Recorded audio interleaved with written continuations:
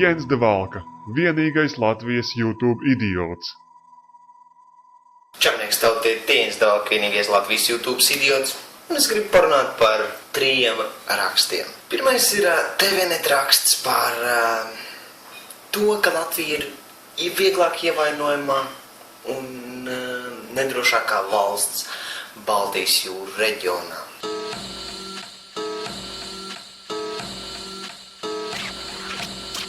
Es pieļauju, ka pēc šīs te propagandas par to, kad Latvijas militārie spēki ir tādi vārguļi un jārā un tā tālāk, tiks veicinātas pēc kādu laiku sarunas, ka Latvijai vajadzētu palielināt militāro spēku, kas noteikti būs vadīts vai no NATO, vai no Eiropas Savienības un tā tālāk.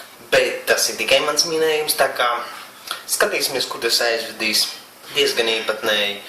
Un šajā laikā, kad mēs sūtam mūsu tautiešus karot ne mūsu karus, bet pārstāvēt Amerikas Savienoto Valstu intereses, kad Latvija taisa mācības ar ASV un tā tālāk.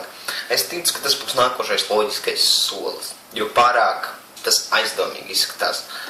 Aizver muti! Es neticu vairs nevienam no valsts pārstāvjiem, jo viņi visi tiek vadīti no vienām rokām, bet tas ir vienkārši mans viedoklis. Tālāk, lielākā daļa, jeb 74,6% Latvijas iedzīvotāji uzskata, ka ir valsts patrioti. 13,2% norādījuši, ka neizjūt patriotismu garu, bet 12,2% nav bijuši skaidri viedokļi šajā jautājumā. Te man ir jautājums, ja jūs lielākā daļa sevi uzskatāt par Latvijas patriotiem, ko jūs darat? Ko jūs darat, lai parādītu savu patriotismu? Patriotisms nebeidzās tikai ar to, ka jūs piekarat sarkanu lentīti pie krēkla, jakas un tā tālāk.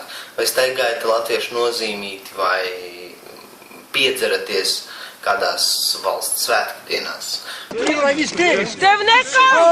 Es esmu latviete, es te dzīmusi tu!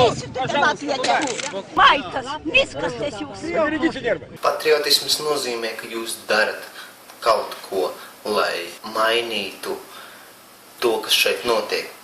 Lai saviem pēcnācējiem atstātu šo valsti, par kuras patriotiem jūs sevi uzskatāt, kā labāku vietu, kuru dzīvot. Tajā brīdī lielākā daļa ir ignoranti. Lielākai daļai ir pilnīgi pohuj, kas notiek valstī, bet saukties par patriotiem, tas ir stilīgi. Tā kā man tas liekas smieklīgi, man tas liekas idiotiski. Jo, ja Latvijā, un es šo piemēru atkārtošu, es jau esmu viņu teicis, ja Latvijā uzstādītu Pētera I pieminekli Rīgā, visi būtu pret. Sabraukt ļoti lielu daļu Latvijas iedzīvotāju un iziet ielās protestos. Bet tad, kad palielina nodokļus, tad, kad pieņem smieklīgus, riebīgus, pretīgus un apspiedušus likumus, tad visiem ir vienalga. Tad, kad notiek valsts izzagšana publiski parādīta un redzama, tad visiem ir vienalga. Bet patrioti jūs esat. Tiešām? Vēl kas, kam es vēlos pievērst uzmanību. Prezidents esot atvainojies par neskaidri pausto nostāju pret nabadzību. Čaļi, pagalvo vajag, ja? Ilgi neesat sisti tikai, ja? Šis ir tas viens piemērs, kur jūs varējāt parādīt savu patriotismu. Viņš ir tik tālu no izpratnes, kā dzīvo parastie cilvēki. Viņš ir dzīvojis labu dzīvi, viņš ir stagnāts, viņš ir kontrolēta lēle. Viņš runā tādu bullshit un visiem pohuj. Tā kā atvainošanās, piedodiet, atvainojiet. Tiešām domājat, ka viņš tā domā, viņam ir nospļauties. Vienkārši viņš redz, kad ir atpakaļ trieciens no viņa vārdiem. Un vēl ko es gribētu piebilst. Ja jūs paskatīsieties, valsts ieņēmuma dienests esot tagad pievērsis Sprūdžam uzmanību. Un Sprūdžs, kurš tā Lembergam pārmeti, un tā viņa nosodīja, jo Lembergs esot darbojies savās privātās interesēs, tagad izrādās, ka pats tiek turēts aizdomās par izvairīšanos no nodokļu maksāšanas. Kāda ironija?